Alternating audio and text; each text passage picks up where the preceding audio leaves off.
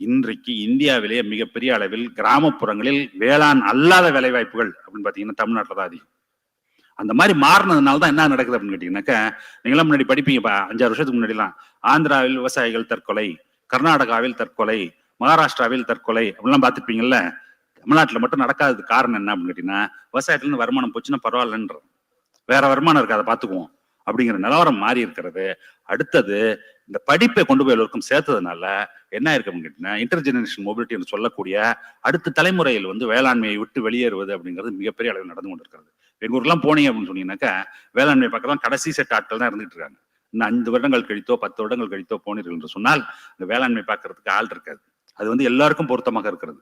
இப்பொழுது எப்படி நடந்து கொண்டு இருக்கிறதுனாக்கா, ஏதோ வெளிநாட்டுல இருந்து இப்ப நான் புதுசு டெல்டாவுக்குலாம் என்ன புதுசு அப்படின்னு கேட்டீங்கன்னாக்கா, வட இந்திய தொழிலாளர்கள் வந்து வேளாண் பணியை மேற்கொள்வது அப்படிங்கிறது. இந்த தடவை நான் ஊருக்கு போயிருக்கும்போது பாக்குறேன், தினத்தந்தியில 3/4 பக்கத்துக்கு செய்தி வந்திருக்கு. என்ன அப்படின்னு கேட்டீங்கன்னா, எல்லா விவசாய பணியையும் மேற்கொள்வது யார் அப்படின்னு கேட்டீங்கன்னாக்கா வட இந்திய தொழிலாளர்கள்.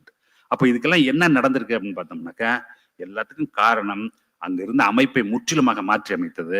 அதனாலதான் என்ன நடந்திருக்குன்னா, இந்தியாவில் மிக வேகமாக வளரக்கூடிய பொருளாதாரமாக தமிழ்நாடு திகழ்ந்து கொண்டிருக்கிறது. இது போன்ற ஒரு மாற்றம் வட இந்தியாவில் எந்த மாநிலத்திலும் வரவில்லை. வட இந்தியாலையும் வரல, கிழக்கு இந்தியாலையும் வரல.